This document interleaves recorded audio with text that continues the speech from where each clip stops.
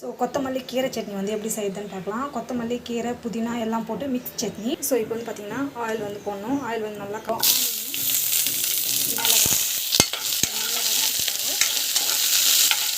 நல்லா வந்து வரணும்.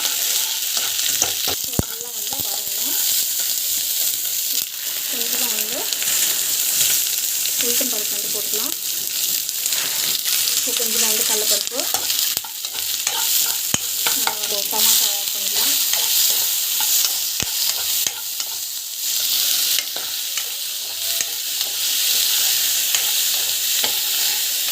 ஸோ நல்லா வந்து வதங்கணும்.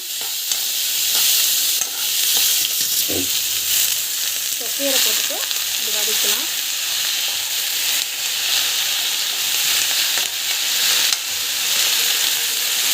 பார்க்கறதுக்கு வந்து கீரை அதிகமாக தான் இருக்கும். வெந்துச்சுன்னா கம்மி. புளி போட்டுட்டு ஜஸ்ட்டு ஸோ அவ்வளோ நம்ம வந்து பார்த்திங்கன்னா அப்படியே வந்து க்ளோஸ் பண்ணி வச்சிடலாம். சிம்மில் வேகட்டும். வெந்துச்சுன்னா நம்மளுக்கு வந்து சூப்பராக ரெடி ஆகிடும். ஸோ வெந்த பிறகு பாருங்கள், நான் வந்து பார்த்திங்கன்னா இது வந்து இன்னும் நல்லா வேக வச்சுக்கோன்னா அந்த க்ரீனிஷ்னஸ் வந்து கம்மி தான் நம்மளுக்கு வந்து இது இருக்காது. ஸோ நான் வந்து பார்த்திங்கன்னா ஸ்டவ் ஆஃப் பண்ணியிருக்கிறேன். சூப்பராக வந்து நம்ம சட்னி வந்து ரெடி ஆகிடும்.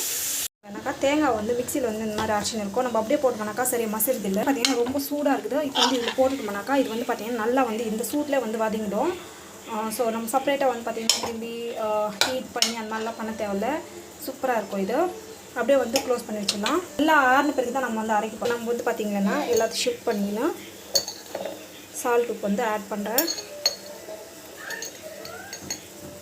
சால்ட் உப்பு ஆட் பண்ணிவிட்டு அண்ட் தென் ஸோ பெருங்காயமும் வந்து கொஞ்சமாக ஆட் பண்ணுறேன். ஸோ இப்போ என்ன பண்ணுறேன்னாக்கா இது வந்து இப்படி பிகாஸ் நேற்றுக்கன்னா நம்மளுக்கு வந்து பார்த்திங்கன்னா இந்த சூடே சரியாக போகும்.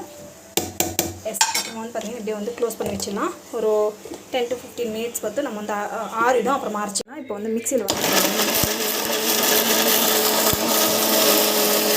ஸோ இப்போ வந்து பார்த்திங்கன்னா மிக்சியில் போட்டு அரைச்சிடலாம். ஸோ புதினா சட்னி வந்து பர்ஃபெக்டாக வந்து அரைச்சிட்டோம். ஸோ நம்ம வந்து பார்த்தீங்கன்னா அப்படியே கூட சாப்பிட்லாம். பட் நான் வந்து பார்த்தீங்கன்னா யூஸ்வலாக வந்து தாளிப்பேன். எனக்கு அப்படி தாளிச்சா ரொம்ப பிடிக்கும். ஸோ இது வந்து பார்த்திங்கன்னா தாளிக்கிற கரண்டி ஜஸ்ட்டு வந்து பார்த்திங்கன்னா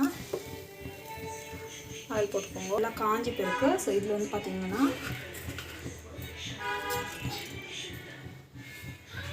கடுகு சீரகம் ரெண்டுத்தையும் வந்து ஆட் பண்ணிக்கோங்க. டேஸ்ட் வந்து சூப்பராக இருக்கும். ஸோ நல்லா வந்து வதங்கணும்.